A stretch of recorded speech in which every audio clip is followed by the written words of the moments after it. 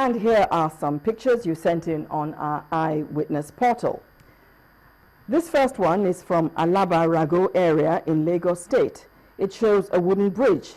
Our eyewitness reporter says some people stay at one end of the bridge to collect tolls before people can cross to the other side. The next picture shows some protesters from Uyo, Akwa Ibom State. Our eyewitness reporter says they are international airport workers protesting non-payment of their leave grant. The next picture shows another protest, this time in Ijora, Badia, Lagos State. Our eyewitness says it's a youth rally to discourage violence and thuggery. And finally, from Shagamu, Ogun State, is a group of people waiting to collect their PVCs. According to our eyewitness reporter, PVC distribution was decentralized, but today they were all asked to go to the INEC office to pick up their PVCs. He also fears that some of them may be disenfranchised. Well, thank you for reporting to us, and please do keep your pictures coming.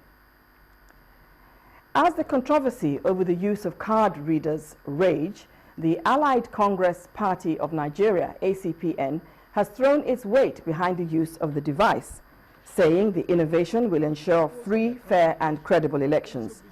The national chairman of the party, Mr. Olu Okunriboye, told journalists in Abuja that the party strongly supports the use of card readers for all elections in Nigeria. We accept and respect the introduction of the card reader. Because, for example, it doesn't, in the future, at the end of the election, people will not start going to courts because it's easy. 1 + 1 will only be 2. You can also prove that 2 plus is not 4, but you have to prove it somehow. So your image will show, your details will show, so you cannot go to use the same card and vote and vote and vote and re-vote. Now there'll be less litigation. Our court, which is always congested, will not longer be that sort of system again. The courts will be free because there will be little or less litigation.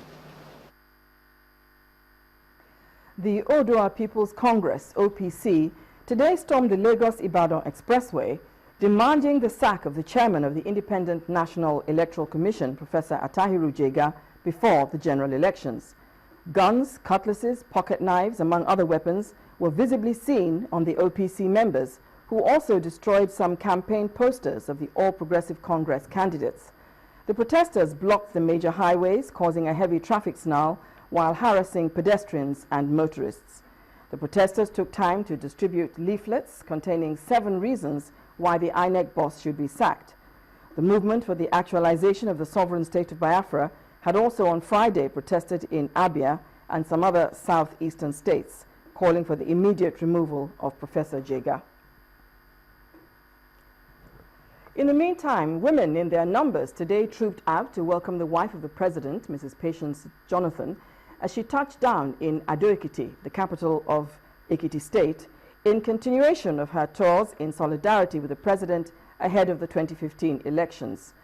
The governor, Mr. Ayodele Fayose, women leaders, members and supporters of the People's Democratic Party in the state attended the colorful event to seek support for President Goodluck Jonathan's re-election.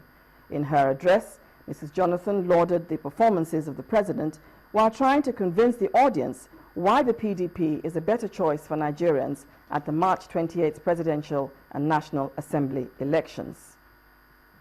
Ado-Ekiti, the capital of Ekiti State, in their numbers, PDP members and supporters, especially the women, troop out for a purpose: to receive the wife of the president in a solidarity rally for his re-election in the March 28th polls.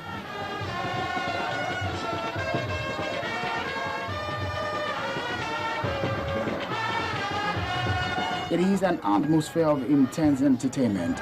For a moment, one would think President Jonathan is present, but is the governor of Ekiti State, Mr. Ayodele Fayose, in a mask.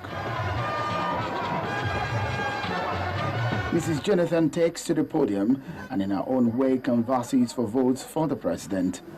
If you want not to go to the traditional method. If you want not to go back to Tabanaka, if you want not to go back to Anano, vote PDP. The reward is enough for the wise. Shaya Ayo, don't go analog, go digital. PDP is digital. PDP is digital. After R comes the governor of Ekiti State. He's confident the PDP has a stronghold in the state and also takes a swipe at the opposition party. If they do the election here 20 times, I will kick their boot out of this state every time. I am their husband. They know me, and I know them. We want to believe very expressly. Nigerians, we are not people without sense.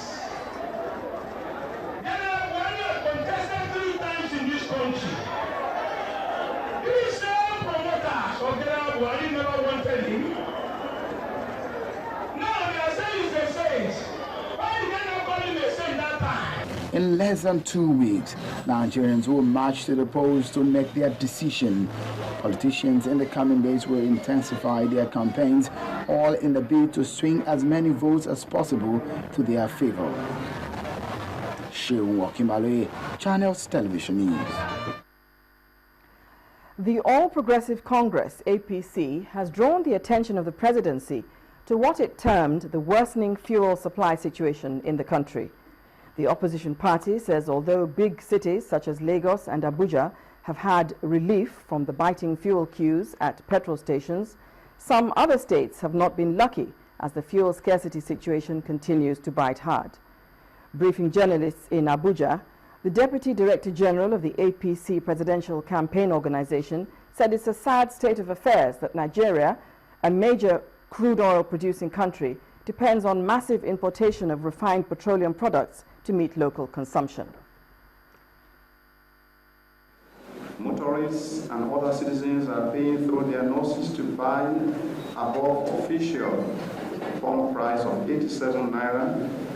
A price reduction recently hurriedly announced in an attempt to deceive Nigerians for electoral purpose.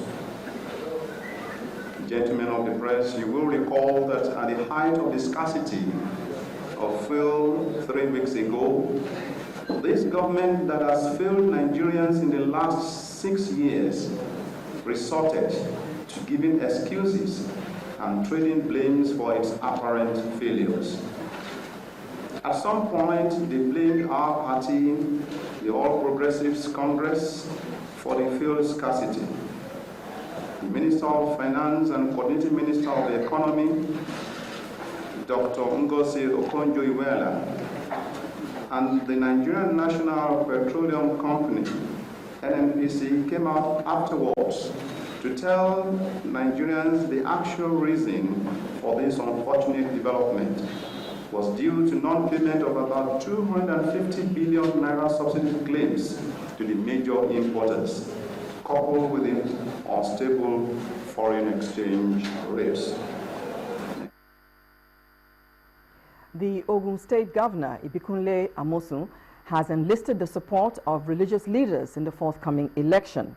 At a special prayer session with the League of Imams in Abeokuta, the state capital, Governor Amosun says it's vital that religious leaders talk to their followers to collect their permanent voters' cards.